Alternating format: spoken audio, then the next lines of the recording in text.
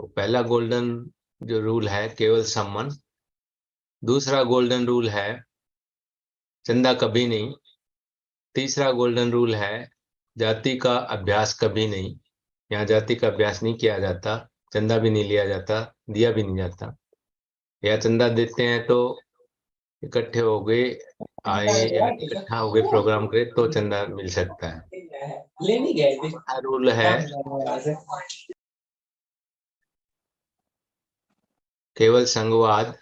पांचवा रूल है पद प्रतिष्ठा मंच माला कभी नहीं। यहाँ पे ये चीजें है नहीं, पद ना है, ना मंच है, ना माला है, ना माइक है।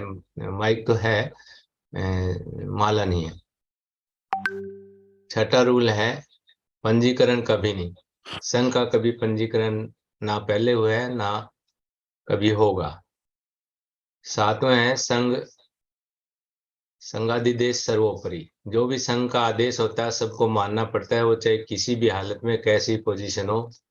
एक बार आदेश हो गया तो सभी संघियों को मानना होता है। आठवां है संघ राजनीति में कभी नहीं जाएगा।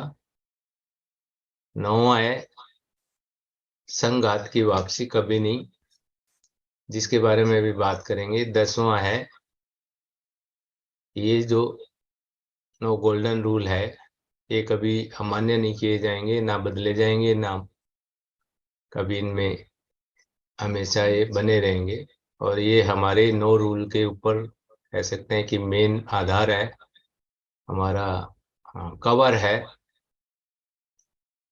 कि नो रूल हमारे कभी नहीं बदले जाएंगे, गोल्डन रूल।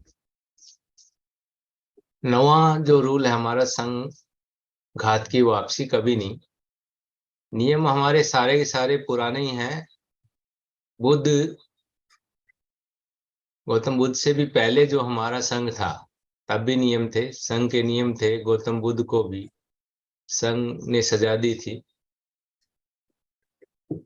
ठीक है, बाद में गौतम बुद्ध ने जो नियम जो उन्हीं में से ले गए, कुछ पुराने संघ के नियम लिए, कुछ नए किए, कुछ उनमें बदलाव किया, लेकिन ऑलमोस्ट कोई नियम देके और संघ जो है भिक्षु भिक्षुणी संघ, उपासक उपासिका संघ के लिए जो नियम बनाए थे वो अलग अलग थे।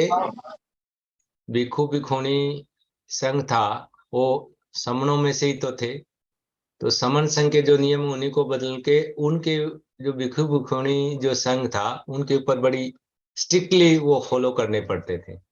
आम समन है वो ठीक है, वो नियम थे लेकिन उनमें कुछ रिलैक्सेशन या हो सकता था, या छोटी मोटी सजा भी होती थी, जो भी नियम हमारे समनों के थे।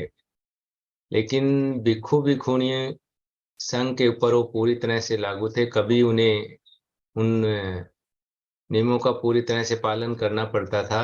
और कोई भी जो नियम है संघ का तो उन्हें संघात की श्रेणी में होना कैसे हो सकता है, वो भी नियम थे। 13 नियम ऐसे थे जो संघात की श्रेणी में थे और उनकी सजा भी थी, बहुत कड़ी सजा थी। जैसे आप कह सकते हैं कि समन संघ में जब रोहिणी नदी के पानी पे जब शाक्यकुल और कोलिय वंश का जो झगड़ा था पानी का, उस पे जब शाक्यों ने ये सोचा कि ये पानी हम हमारी फसल के लिए इस बार हम ही लेंगे, उनको लेने नहीं देंगे चाहे हमें युद्ध करना पड़े। और इस पे जब बैठक हुई संघ की, और गौतम बुद्ध भी उस संघ के सदस्य थे, क्योंकि जैसे 20 साल के बाद एक नियम था, जो भी शाक्य संघ में जिसके 20 साल होगी उसे सदस्य बनना ही पड़ता था संघ का। तो उस पे जब चर्चा हुई तो बात हुई कि समन संघ जो है, जो उस टाइम जो संघ था शाक्य संघ, तो उन्हें बैठक में उनके मीटिंग में संगीति में या जो भी उनकी सभा लगती थी उसमें पारित हुआ कि हम लड़ाई जो उनके साथ पानी नहीं लेने देंगे और युद्ध करना पड़ेगा, कहा तो युद्ध भी करेंगे। उस टाइम में सब अपनी अपनी राय दे सकते हैं। कुछ लोग और भी थे जो इस फेवर में नहीं थे, इस हक में नहीं थे, और उनमें से गौतम बुद्ध भी थे। उस टाइम के जो सबसे बड़े किसान शुद्धोधन खेती है उनका, उनके बेटे वो, और वो जो भी रूल उस टाइम थे उन्हें मानना था। लेकिन जब एक बार बहुमत से जो फैसला हो जाता था वो सबको मानना पड़ता था। गौतम बुद्ध ने वो फैसला मानने से इनकार कर दिया। भी ठीक है, मेरे को तो मैं तो इसमें नहीं, आपसे फैसला हो गया तब भी मैं नहीं मानूंगा, और जो भी मुझे सजा मिले कोई बात नहीं है। उन्हें पता था सजा भी मिलेगी। उस टाइम तीन जो सजाएं थी, कड़ी सजाएं थी, जैसे मृत्युदंड, या प्रॉपर्टी से पूरे परिवार को बेदखल करना, या देश निकाला। तो उसमें गौतम बुद्ध से यूजुअली पूछा भी जाता है, कभी भी कोई भी सजा दे तो इतना आज भी करते हैं। तो मृत्युदंड तो रेयरेस्ट ऑफ रेयरेस्ट था, और हम कह सकते हैं कि जो प्रॉपर्टी से बेदखल करने का इश्यू था वो उन्होंने खुद नहीं माना। उन्होंने ये सोचा कि मैं अपनी सजा मैं खुद ही भुगतूं, तो इसलिए उन्होंने परिवर्ज्या ली, और देश निकाले वाली जो सजा है वो उन्होंने एक्सेप्ट भी की, और संघ ने वो सजा दी। इसी तरह बाद में भी जो भी नियम थे उनका भिक्षु संघ बना, तब भी देवदत्त ने जो संघात किया, 500 भिक्षु संघ में से तोड़ के और अलग कर लिया, तो गौतम बुद्ध ने अपने और बनते और जो उस टाइम के सीनियर जो संगी थे या भिक्षु थे उनको भेजकर उनको मना के उनको वापिस तो ले आए, लेकिन जो देवदत्त है उसको माफ नहीं किया, क्योंकि वो मेन कल्प्रिट था जो संघ को तोड़ने और के काम किया जो। और वो बाद में वो जैसे तैसे, जैसे उसकी हालत हुई ये अलग बात है, लेकिन बाकी सब इंटर करा लिए गए सारे भिक्षु जो गए थे, लेकिन गौतम जो देवदत्त था उसे बिल्कुल माफ नहीं किया। तो संघात के जो नियम है वो संघ डिसाइड करता है, और संघ में ही सुनवाई होती है। जो संघात है वो एक आदमी एक व्यक्ति नहीं लगा सकता, वो पूरा का पूरा हाउस बैठता है, और उसमें कैसे अलग अलग जो अपनी राय देते हैं भी, ये एक्चुअल में पूरे संघ के लिए हानिकारक है कैसे है, तो वो देख के उसके बाद ये फैसला होता है कि ये संघात की श्रेणी में है, ये तो बिल्कुल सहन नहीं किया जा सकता। क्योंकि जो संघात है वो इवन किसी की हत्या और इस तरह के दोष करने से भी ज्यादा खतरनाक है। पूरे जो है समाज को, पूरे संघ को बर्बाद कर सकता है ये। तो इसलिए इसकी सजा भी उतनी खतरनाक है कि जो जिसने संघात कर दिया एक बार, उसको कभी भी वापस नहीं लिया जाएगा किसी भी हालत में।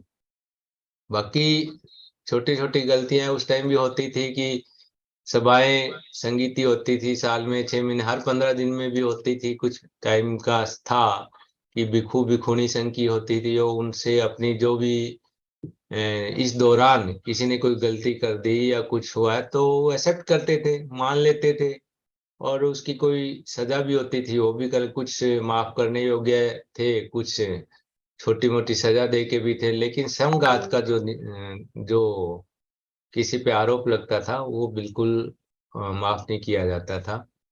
वही नियम यहाँ पे हमारे संघ में है। अगर हमने इस नियम को नहीं माना तो ये संघ संघ ही नहीं रहेगा, और रोज कोई न कोई जो है संघ को तोड़ने लगेगा, कोई न कोई संघात करेगा छोटे अंदर ही अंदर।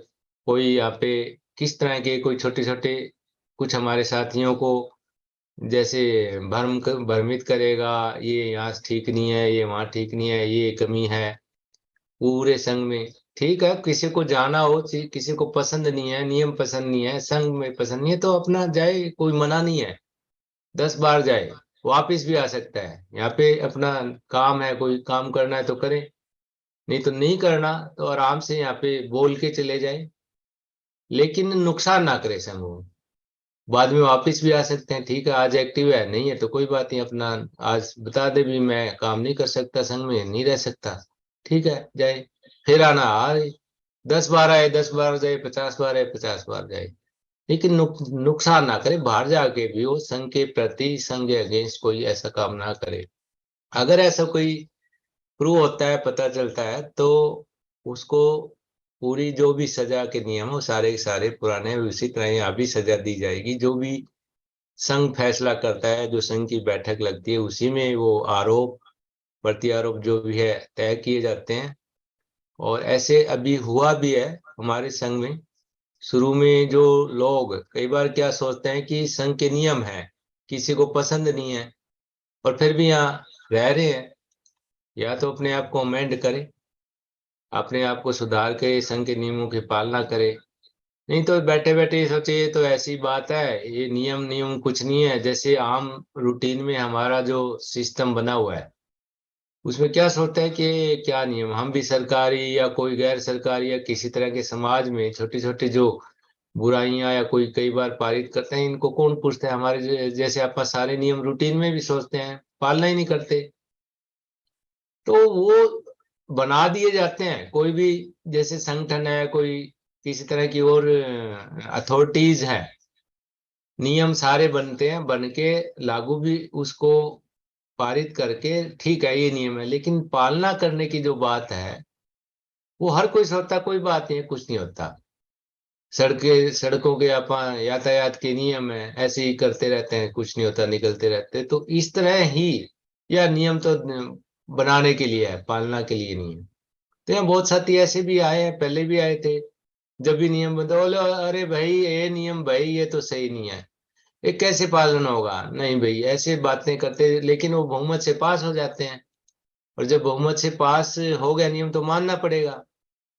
तो बहुत सारे कुछ साथी थे जिन्होंने नहीं माना, तो उनको संघ ने चाहे जैसी भी जो भी सजा डिसाइड करी, ऐसी सजाएं दी भी है। किसी को 1-1 साल के लिए यहाँ से रेस्ट दिया गया था। ठीक है, वो बाहर जाके अगेन अगर अपने आप को ठीक से अमेंड करके ठीक रहे मान के, तो अच्छी बात है। और बाहर जाके फिर वही काम करे तो संघ कैसे उसको वापिस भी नहीं लेंगे। इसी तरह ये सारे के सारे हमारे जो है ना संघ, सभी हम साथी जुड़ते जा रहे हैं, बढ़ता जा रहा है इतनी तीव्र गति से संघ जो है। इसके सभी साथी ये ध्यान रखें कि हमें संघ में बड़े नियमों को पालन करते हुए भाईचारे से रहना है। और किसी तरह ये ध्यान रखे कि जो भी नियम है उनका पालन भी करें, और इसको तोड़ने या इसमें किसी तरह का नुकसान पहुंचाने की ना सोचें। आराम से रहे, फेयरली रहे।